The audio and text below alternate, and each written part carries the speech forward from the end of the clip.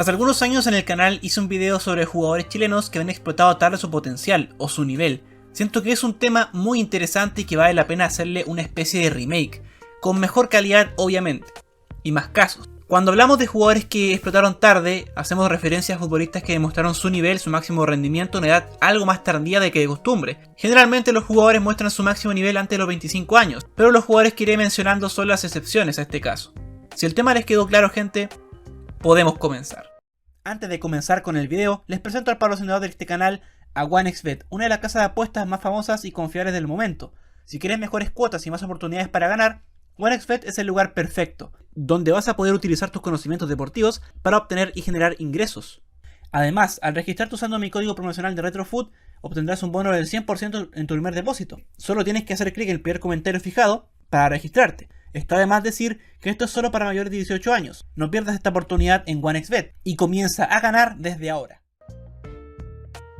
Óscar Opaso. El Torta en su momento fue un lateral importantísimo para los Salvos. Opaso se formó futbolísticamente en Santiago Wanderers, allá jugó desde el 2008 hasta el 2016. En sus primeros años no era muy relevante, poco a poco fue escalando, pero no sería hasta la temporada 2016 donde veríamos una gran versión del Torta Opaso, siendo un lateral veloz y con muy buenos desbordes ofensivos. Esto llamó la atención de Colo-Colo, que lo ficharía para el 2017, y de ahí se convertiría en lateral derecho titular del Cacique. Tras sus buenas campañas, debutaría ese mismo año con La Roja en partidos de la China Cup. Opaso llegaría a ser considerado como un relevo del Guaso Isla. Sus mejores años fueron entre el 2016 y 2019, pero ya actualmente con 33 años es suplente del Guaso Isla, que llegó para esta temporada. Rodrigo Echeverría. El volante de Huracán en su momento era una promesa en la U, pero no sería muy tomado en cuenta en sus primeros años. Pasó por Iberia en Primera B, tras no tener minutos en la U, pasó a jugar a Everton por casi un año a préstamo, y la verdad es que le fue bien. Vuelve a la U el 2017, donde tuvo protagonismo en su momento, pero finalmente nunca explotaría todo su potencial con los azules. Su carrera da un giro el 2020 cuando llega a Everton, y es aquí donde Echeverría crece un montón como futbolista, y se mantiene como uno de los mejores jugadores del campeonato. Lo hacían jugar de central, de volante defensivo, de mixto, llegó a ser el mejor del equipo. Demoró en dar el salto, que se concretó recién el año pasado cuando llegó a Huracán. Desde que llegó al fútbol argentino, Echeverría se convirtió en figura en su club, además de que es un titular inamovible actualmente en la selección. César Pinares. El volante nacional que actualmente pertenece a la UC fue un volante muy prometedor en sus primeros años. No muchos lo recuerdan, pero Pinares en su momento jugó en el fútbol italiano. Tras jugar por las divisiones menores de Colo-Colo, pasó por el Chievo Verona, pero solo jugaría en las juveniles del cuadro italiano. Sin embargo, desde 2015 su carrera iría en ascenso, poco a poco. Jugaba para Deportes Iquique y destacó los Dragones Celestes, donde además ganó una Copa Chile. Tras esto tendría la oportunidad para jugar a Unión Española, demostrando un nivel altísimo, que además no llegó a ser considerado por la selección adulta. Cuando ya está siendo la estrella del equipo de Unión, decide partir al fútbol árabe, donde solamente está por 3 meses, tras esto llega a Colo-Colo, donde tuvo un paso irregular. Se esperaba mucho más de Pinares. Todo cambiaría cuando en 2019 fichó por la UC, demostrando un nivel altísimo desde el 2019 hasta el 2020. Fue campeón, tuvo una oportunidad por el Gremio de Brasil, donde empezó muy bien, pero no pudo demostrar más allá de su nivel. Pasó por el fútbol turco, a pesar de que actualmente sigue en la UC, nunca más se volvió a ver esa versión de Pinares. Edson Puch. El delantero nacional que ya a sus 38 años sigue estando muy vigente, rompiéndola en nuestro fútbol. Siempre fue un jugador con muchísimo talento. Cuando se inició deslumbraba mucho jugando en Huachipato y en Deportes Iquique. Sin embargo, a pesar de tener un gran talento, no lograba demostrar todo su potencial. Entre el 2009 y 2011 fue parte de los años gloriosos que tuvo la U, siendo un jugador muy determinante en el equipo. Lamentablemente, a mediados del 2011 decide partir al Medio Oriente. Su carrera después se vio entre Arabia, una vuelta a Deportes Iquique, un paso por Huracán de Argentina, donde dejó una muy buena imagen, la Liga de Quito de Ecuador, y ya para 2016 brillaría en Necaxa de México, siendo el mejor jugador de toda la temporada. Todo esto tras su gran Copa América del 2016, donde se le recuerda mucho por ese doblete ante México. Tras unos años en México, Puch pasó a jugar a la UC el 2019. Desde ahí fue una de las grandes figuras del equipo, siendo clave en los campeonatos que obtuvieron. Por La Roja no tuvo muchos partidos, pero se le recuerda cuando era habitual entre 2016 y 2017, donde jugaría la Copa América, siendo campeón, y también la final de la Copa Confederaciones.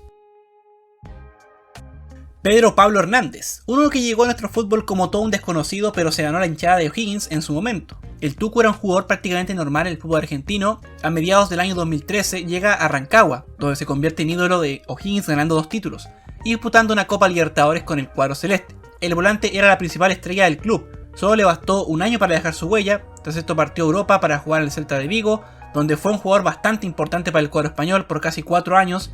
En el 2018 partió a jugar Independiente de Avellaneda. Y ya el del año 2021 hasta el 2023 tuvo una vuelta a O'Higgins.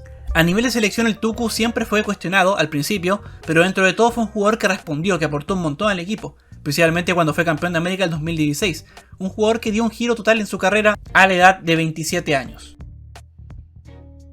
Mauricio Pinilla, el delantero nacional que es recordado por ese tiro en el palo que nos pudo dar una histórica victoria ante Brasil en el Mundial de 2014, fue un jugador sumamente bueno en su momento. Era un 9 de área con mucho potencial, tenía buena estatura, un físico ideal y bastante talento. Se inició en la U por allá el 2002 con 18 años, donde anotó 20 goles en 39 partidos en sus primeros 2 años con la U. Números muy buenos, de ahí pasó a Europa, lo compró el Inter, pero posteriormente lo termina comprando el Chievo Verona. Desde acá empieza la danza de equipos de Pinilla, pasó por el Celta de Vigo, el Sporting de Portugal, el Racing de Santander, pasó por Escocia, volvió a la U sin éxito, pasó por Vasco da Gama y por el fútbol de Chipre. En esos años Pinilla no explotaba todo su potencial, y también por ser un jugador irregular. El 2009 su carrera dio un giro cuando la rompió en Grosseto, donde fue el goleador del equipo en la Serie B. Después pasó a la Serie A, donde estuvo en Palermo, Cagliari, el Genoa, el Atalanta. Pinilla destacó en la Serie A, fue importante, para después volver al fútbol chileno en 2017 con la U. Por la selección Pinilla fue parte de la generación dorada, fue bicampeón de América, en un rol más, eso sí, como de revulsivo. Marcelo Díaz, el motorcito de la generación dorada que a día de hoy vive sus últimos años como capitán de la U. Es nacido y formado en los azules, debutando por allá el 2005, aunque en aquellos años Díaz jugaba como lateral derecho. Se mantuvo en el club hasta el 2010, donde tendría sus momentos pero no lograría ser figura. Tras un paso a préstamo por Deportes La Serena, donde demuestra un buen nivel, con la llegada de Jorge Sampaoli al banco azul, se confirma su retorno, aunque al principio no es titular en el primer semestre.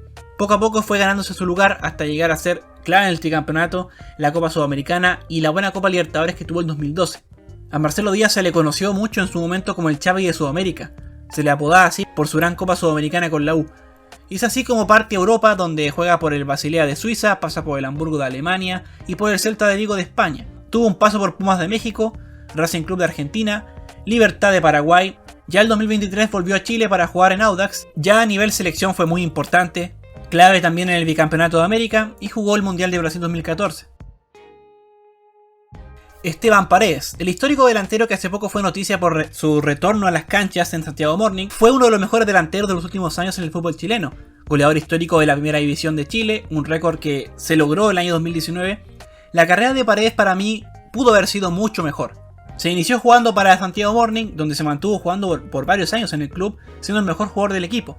Tuvo entre medio algunos pasos por clubes de la B, Primera División e incluso del Ascenso de México. Ya para el año 2009, a la edad de 29 años, daría el salto definitivo de su carrera para jugar en un grande como Colo-Colo, donde rindió desde el primer día y se convirtió en el último gran ídolo que tiene el cacique, siendo clave y anotando muchos goles en su estadía por los albos. Su rendimiento fue tan alto que fue parte de La Roja desde que llegó a Colo-Colo. Estuvo en 2 mundiales, fue un jugador que cuando fue llamado siempre rindió, además de que logró ser multicampeón con los albos. Una lástima que haya explotado tan tarde, tenía potencial incluso para haber jugado en Europa. ¿Quién sabe? Humberto Suazo. Cerramos el video con un delantero letal que aún sigue jugando como profesional a pesar de sus 42 años. Humberto Suazo, Humberto el Chupete Suazo anotó goles en todos lados. Tuvo una carrera muy buena y en la selección siempre respondió, pero sus primeros años no fueron fáciles. Estuvo en las inferiores de la UC, pero no debutaría en los cruzados por algunas diferencias. Pasó cedido a Ñublense, donde ahí haría su debut. No fue un buen paso, en Magallanes tampoco resaltó, hasta que en el 2002 y 2003 la rompió en la tercera categoría de nuestro fútbol, pasando por San Antonio Unido y San Luis de Quillota.